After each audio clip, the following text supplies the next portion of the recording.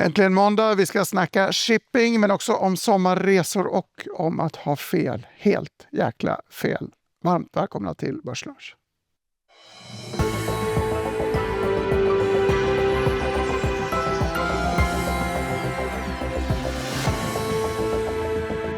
–24 augusti står det i kalendern. Stockholmsbörsen upp 0,3%. Med mig i studion sitter Anders Wemberg. Det är inte han som har haft helt jäkla fel utan en annan grupp yrkesmänniskor. Det ska vi återkomma till. Du är ju förvaltare eller sitter i förvaltningsteamet på Öresund till vardags. Också shippingkunnig. Vi ska prata aktier, räntor är inte din specialitet men det är ändå det stora temat på marknaden just nu. Kort reflektion. Ja, men det som hände mitten på förra veckan var ju att US Treasury, man kan jämföra det med Riksgälden i Sverige, gick ut med att de kommer accelerera sina tillbakaköp av långa obligationer och finansiera det genom att ge ut mer kortsiktig skuld. Det är för att dels var de här obligationerna illikvida, man kunde köpa dem till väldigt stort rabatt mot par eller mot nominellt värde, så det minskar statsskulden på något sätt, men det ökar å andra sidan räntekostnaden. Och det är också någon form av variant på yield curve control som man kört i Japan. Rätt eller fel, vi kan ju diskutera det länge, men marknadens dom var ju att det här minskar trovärdigheten ytterligare för amerikanska statspapper. Intressant fråga som vi kommer att nämna ganska mycket. Operation Twist minns jag för 10-15 år sedan. Då var det centralbanken som försökte flytta räntekurvorna lite grann. Min sista reflektion innan vi går vidare där är att vi har en centralbankschef som säger att marknaden ska få styra allt mer. Och så har vi en finansminister som själv går in och försöker styra marknaden i USA. Vi får se vad det bidrar väl också till att man tappar lite trovärdighet. Om nu Fed försöker att strama åt lite grann och vara lite tuffare så går direkt Treasury in och pajar detta. Tråkigt. USA stod i fokus också för Stockholmsbörsen. SSAB var vinnare i den tidiga handeln på grund av tulldebaclet med Kanada. Christian Kopfer på Arctic var här i morse i vår nya morgonsändning EFN Morgon som gick av stapeln 8.40. Då snackade han om den kursutvecklingen. Det lät så här. Jag tror att SSABs aktie kommer att handlas på nya rekordnivåer igen. Den var ju i den vevan precis innan det här kom. Jag tror det var någon dag innan så slog den årshögsta, 108 spänn. Och den kommer nå dit igen. Det kommer ta lite tid bara. Så den kommer inte klättra upp dit idag. Det är lite det här tullutspelet som jag tror kommer bli mildare för SSABs prylar än för tunnplåt som är mycket mer inflationsdrivande. Viktigt för den generella ekonomin. Så tunnplåt går in i så här vitvaror, bilar, alltså konsumentnära produkter.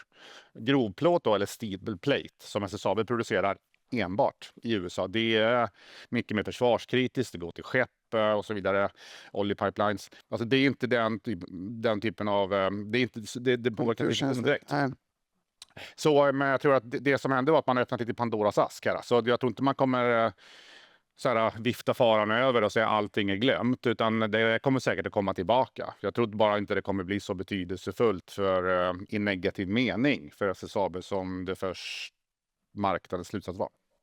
Vi snackade en hel del guld och ädelmetaller också med Christian Kopfer på att de har fått ny fart. Lite som ett resultat av den här statspappersröran vi snackade om inledningsvis. Ja, det är väl flera orsaker, men det har ju varit ett problem under en längre period att statens underskott i USA framförallt, men även flera länder i Europa och Japan och så vidare, är ohållbart stora. Statsskulden ökar. Inflationen i USA vägrar komma ner till Feds mål. Men sen har vi också sett väldigt stora köp från framförallt Asien av guld, och det att man låste ryska valutareserven i samband med Ukraina-kriget har ju blåst på att även centralbankerna har ju ökat guldinköpen kraftigt. De som ligger efter är västlänningarna. Vi äger för lite guld i våra portföljer. Jag skulle väl ha en 5% i sin portfölj i guld och silver utifall att som en hedge, som en diversifiering. Och ska folk komma dit, då kan det gå upp ganska mycket. Sen gick ju guld upp och silver också upp alldeles för mycket i slutet på höstas eller vintras. Och så kom den rekyl som har pågått i drygt ett halvår som marknaden behöver kylas av, och nu kanske den är klar, who knows? Du brukar predika diversifiering och du säger ibland att man ska köpa aktier som ligger långt bort. Jag tänker att guld gruvor passar rätt bra in i båda de Ja, här. det blir dubbel effekt. Ja, men man kan ju titta på Australien, finns ju rätt mycket. Northern Star är väl den största där borta. Och Regis Resources och Vault Resources. Vault Minerals och Ramelius Resources. Ramelius Resources, sorry. Vi har också tidigare pratat om Larvotto, tror jag, i det här mötet, som är ett bolag som antimon, som är en metall som behövs för stridsspetsar bland annat. Om vi stannar långt borta. Sist vi var här i slutet av februari, då hyllade vi Millicom som hade kommit med en stark rapport. Sen dess... Ja, de kommer med fler starka rapporter. Ja, sen dess har de kommit med fler starka rapporter. Och kursen har gått så bra. Vi vet att det är ett fantastiskt välskött bolag numera. Men kursen har gått så bra så jag vet inte om det är en bra aktie att köpa längre. Alltså jag tycker nog att den bör bli fullprissatt. Men den är inte dyr med tanke på hur bra de levererar. Men den är inte billig längre. Den har varit billig tidigare. Nu är den ganska fullprissatt. Men de gör det bra. De har valt ut länder som är lite mindre i Latinamerika. Där det är lite mindre konkurrens. Kanske något färre spelare. Sen har ju Telefonica dragit sig undan från rätt många länder. Det har gjort att det blivit konsolidering. Det har varit problem med Colombia, bland annat på grund av att Telefonica varit där. Nu har de köpt upp den delen och slagit ihop det och nu har marknaden konsoliderat. Det känns mycket positivt som har hänt där de senaste 3-4 åren. Och fransmännen var jätteduktiga ägare, och vilket innebär att de tidiga ägarna, Kinnevik, uppenbarligen måste ha varit väldigt dåliga också. I Colombia, intressant reflektion. Tråkigt att det är så. Det känns så. I alla fall så har ju fransmännen varit duktigare. Helt klart, också i Tele2. Jag tänkte om vi ska stanna i Colombia så finns Ecopetrol, den minst okända aktien där. Petrobras i Brasilien, 2 oljeaktier i Sydamerika. Väldigt kort reflektion. Men återigen, diversifiering. Energi är jätteviktigt för hela ekonomin. Lite energi ska man ha. Sen så ser man ju vad som händer i Mellanöstern och i Ryssland och så vidare. Så det är väl trevligt med energi långt bort. Dessutom är det ganska låga multiplar och bra direktavkastning på dem. En annan rolig tes vi har haft tillsammans är att man ska köpa aktier som varit ESG-stämplade, en anti-ESG-portfölj. Men en invändning är att Royal Unibrew, en av de stora danska öljättarna, har gått riktigt dåligt på börsen. Tappat över 30% på ett halvår. Det är för att de har tappat Pepsi Cola-kontraktet. Inte för att... Det är inget fel på ölen. Ja, men de har tappat Pepsi Cola bryggkontraktet i Norden. De brygger ju fortfarande Pepsi, men det kommer att tappas. Jag kommer inte ihåg vilket om 1 eller 2 år. De flaggar det här i god tid. Så om du tittar på Carlsberg så har den gått betydligt bättre. Vi ska snacka shipping och sjötransport strax. Det blir några vinnande aktier som börjar på S också som slutnår i programmet. Men allra först en liten nyhetsuppdatering från Martin Bunge-Meyer i vår grannstudio. Ja, vi kikar lite på börsen generellt sett. Bara den handlas sidledes skulle jag säga efter att ha brutit upp ganska mycket i fredags efter en lång period av konsolidering, men vi är upp ungefär 0,2%. I Saab har det hänt grejer. Där har ett JAS-plan tyvärr störtat i Ungern och det här kom efter ett besked från Ungerns premiärminister, men det verkar inte vara någon dramatik ändå. Aktien rörde sig några kronor ner, men piloten har klarat sig och aktien har klarat sig ganska bra också. Sivers tappar 5% i investeringsrapport på torsdag, så kommer efterstängning. Där har aktien verkligen tappat i intresse kan man säga. Den var ju med på högst omsatta listan under många dagar under vår och sommar. Idag ser vi inte röken av den. Den tappar som sagt då 5%. BRF har gjort ett förvärv inom kylvätska i Litauen. Man betalar 500 miljoner för bolaget. Förvärvet väntas ha en mindre påverkan på själva hela bolagets resultat. Aktien är upp lite. Sen kan vi konstatera att Maersk är upp 4% och det här är ett bolag som verkar ha gynnats av de här störningarna i marknaden på frakter. Vad säger Anders om den här giganten? Det ska bli kul att höra. Först och främst 4% i Maersk. Det är en vanlig dag. Havets vågor rör sig ganska mycket. Jag skulle säga att det är ändå en relativt stor rörelse. De senaste 2 veckorna har ju Maersk-ägarna blivit bortskämda med att den går upp 4% om dagen nästan. Men jag tror att den är upp 29% sen rapport, 30 kanske, och den är väl upp 35 i augusti. Så det har blivit en rejäl re-rating. Det är inte så att den är svindyr, den ligger på 0,9 gånger bok, men drygt. Men det... Jag inledde det här programmet när vi ska prata om någon som haft väldigt, väldigt fel. Vi ska titta på en bild som visar vad analytikerkåren tycker om Maersk-aktien. Rött ser ni negativa, alltså säljanalyser, gult är neutralt och grönt är köp. Bara en köp på sistone in i en rapport med höjda prognoser som fick kursen att spika upp rejält. Vad säger det om analytikerkollektivet? Ja, det här är ju ganska tydlig bild givetvis. Själv har jag kanske varit lite skeptisk på grund av att det kommer väldigt mycket ny båt. Man trodde kanske att Trumps tullkrig skulle få större effekt på världshandeln. Men det är liksom den utzoomade bilden. När man går in i en sån här rapport som vi hade i andra kvartalet, när vi har sett att fraktraterna har varit snorstarka hela våren, hela sommaren. Och så har vi 56% av analytikerna, eller något sånt där, 60% av analytikerna har sälj på aktien. Att man inte åtminstone tar den till neutral eller någonting och säger att okej, det kommer bli en bra rapport. Den kanske finns stora risker på 2 års sikt, men just nu så ser det bra ut. Det är faktiskt det är anmärkningsvärt att så många håller fast vid en sälj när man vet att det blir en bra rapport, för att man ser ju fraktraten om man har gjort jobbet. Jag antar att aktien också varit blankad in i det här och en väldigt stark rapport gjorde att kursen fick en extra sprutt. Jag tror det. Jag tror för länge sedan har jag varit i det här programmet och visat en graf över price book i Maersk. Hur den har gått. Innan corona så gick den mellan 0,65 och 1,35, typ 1 i snitt. Men fram och tillbaka så gick man. Skulle köpa när den var 0,65-0,7 och så skulle man sälja när den var på 1,3. Nu innan den här spiken så låg den på 0,7, så den låg egentligen på de nivåerna där man kanske ska köpa den. Långsiktigt. Fast man var orolig för mycket skeppsbyggnad. Det var därför den låg där nere. Ja. Väldigt intressant. Men okej, dåliga nyheter är bra nyheter för den här typen av bolag. Raterna stiger mer än vad dyrare drivmedel drar Det här är ju utbud efterfrågan i sin finaste form, och när det kommer störningar så det blir ju nästan alltid så att utbudet går ner väldigt kraftigt. Sen efterfrågan kanske också går ner eller påverkas, men utbudet går ner. Det tar längre tid att köra från A till B om man måste köra runt Afrika om Röda havet är stängt. Man har en rutt man har planerat och kör dit till exempel in till Persiska viken, kan man inte göra det längre, måste man planera om. Massa container hamnar på fel plats. Någon annan hamn någonstans blir överbelagd, då blir det kö, där måste man ligga och vänta. Alltså det blir grus i maskineriet, drar ner kapaciteten och då får rederierna pricing power. Nu ligger vi på 0,9. Vi pratade om ett spann, va? 0,65. Ja, nu ligger vi drygt 0,9. Precis. Så nu är den varken dyr eller billig? Ja, nu börjar den komma in i sin normala nivå, genomsnittliga nivå över längre tid.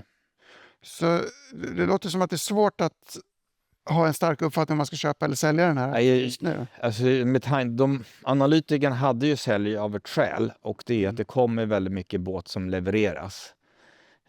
Så om den här situationen med Houthi som skjuter Röda havet och en del andra problem som vi har just nu kring Hormuzsundet och så här, löser sig och alla de här båtarna kommer, då kan det ju faktiskt bli en period med 3-4 riktigt dåliga år. Så jag tror att den här tradingmässiga short squeezen har nog hänt, och det är lite för sent att hoppa på tåget. Vi har en kurskraft på Maersk och Frontline som vi också pratar om i samma veva. Ofta har det gått ännu bättre. Är det lättare att säga att Frontline ska man sälja om man nu äger dem? Nej, jag skulle nog säga att om man äger dem, sälj hälften eller något sånt där. Frontline kommer ge 20-25% direktavkastning här kommande år, eller just nu i takten i den storleksordningen. Du kommer få ut otroligt mycket pengar. Så länge den här krisen i Hormuz ser ut ungefär som den gör idag, så kommer det här fantastiska kassaflödet att fortsätta för Frontline. Det bästa för dem är väl egentligen, det här är stort tank då, det bästa för dem är en så här lite halvöppet sund. Är det vi har idag? Ja, det är väl halvöppet. Det finns några modiga greker som kör igenom, de tjänar i storkovan. Och så ligger Frontline och de andra utanför och väntar och tar olja. Just det. Eller så hämtar man oljan från USA som är långt bort. Du vill ju ha en ineffektiv marknad, men att volymerna fortfarande finns där hyfsat i alla fall. Kan jag applådera? Den makroönskningen kan jag applicera på Maersk-aktien också. Halvöppet är bäst också för Maersk, för hela branschen. Ja, nu är väl just Hormuzsundet viktigare för Frontline än för Maersk. Men för Maersk är det viktigt att Röda havet är stängt, till exempel. Och det är viktigt att det är kö i hamnarna.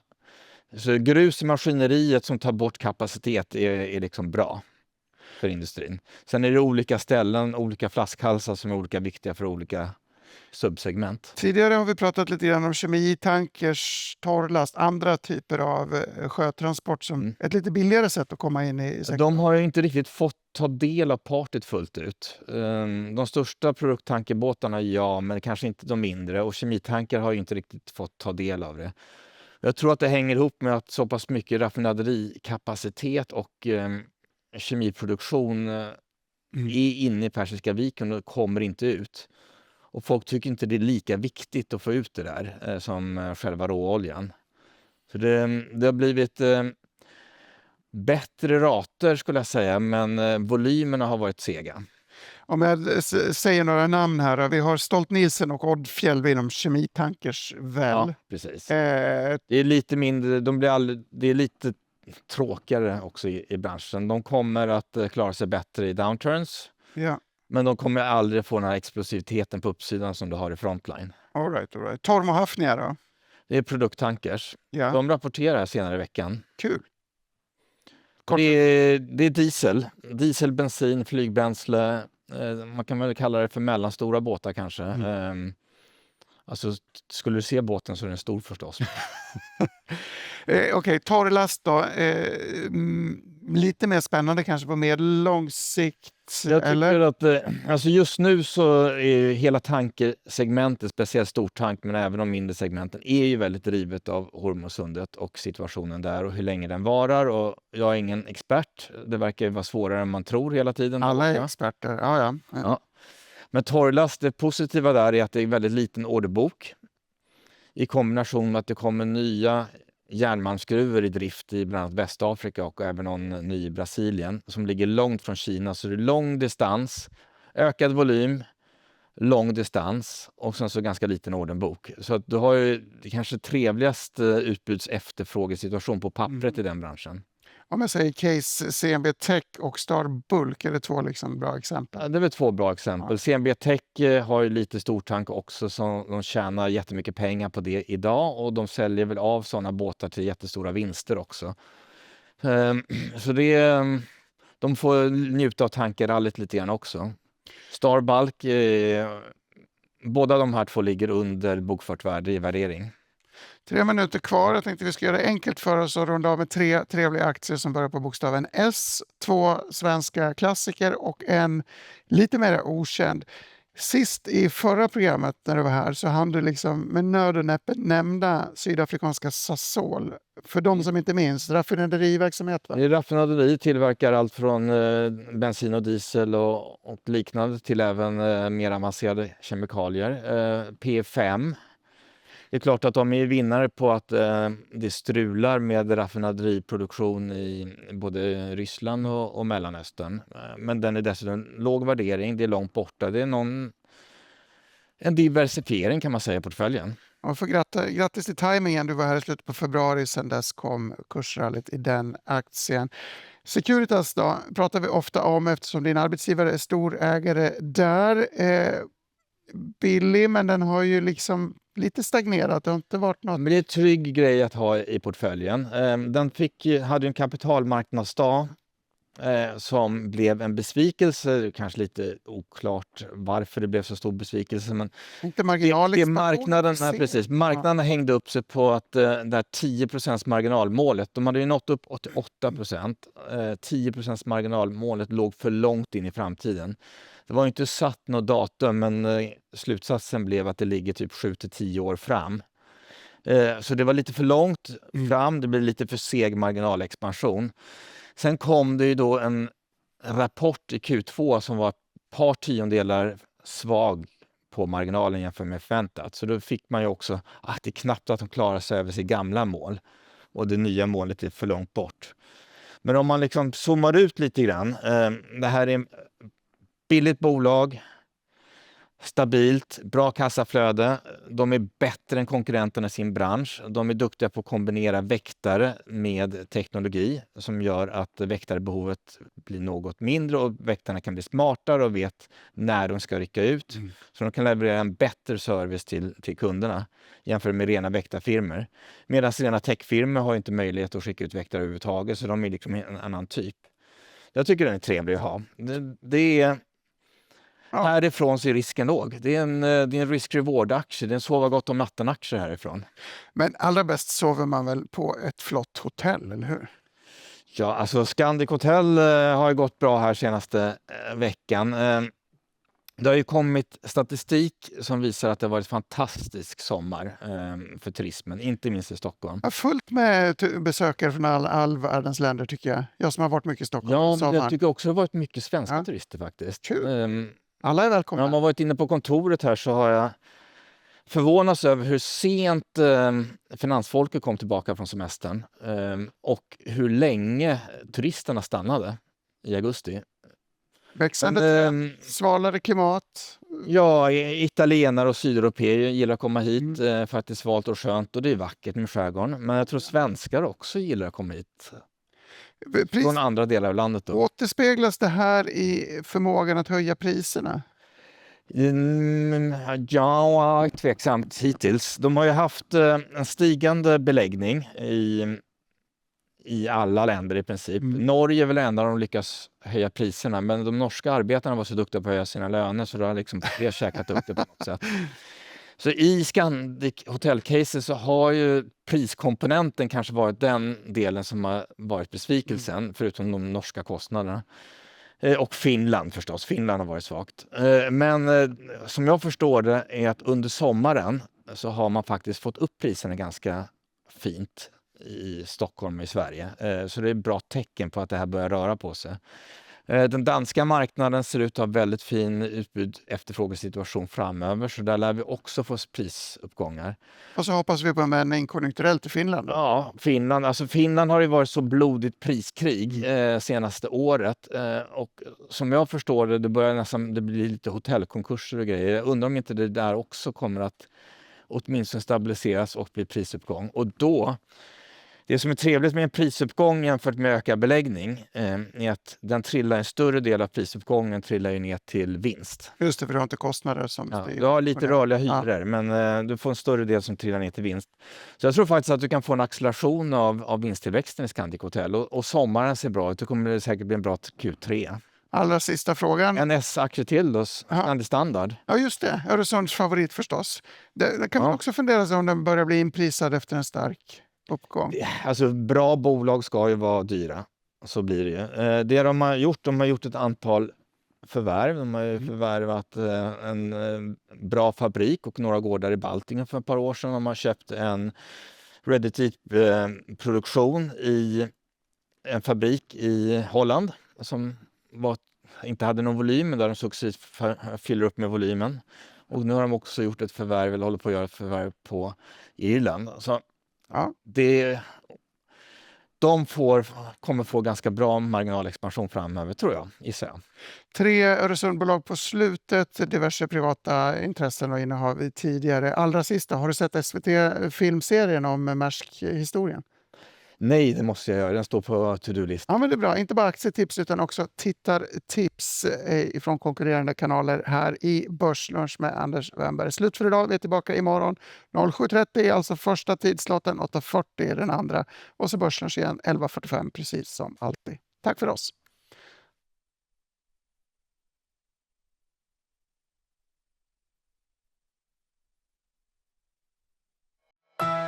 Det här var en produktion från EFN. Ansvarig utgivare Anders Hägerstrand. Hej! Visste du att vi på EFN ger dig ekonominyheter, analyser och perspektiv hela dagen? Inte bara här i podden. På vår sajt och i EFN-appen hittar du allt det senaste om ekonomi, börs, näringsliv och vetenskap. Plus fördjupningar, poddar och tv-program. All vår journalistik är gratis. Inga annonser, ingen betalvägg. Ladda ner EFN-appen idag. Mer att lyssna på, mer att läsa hos EFN.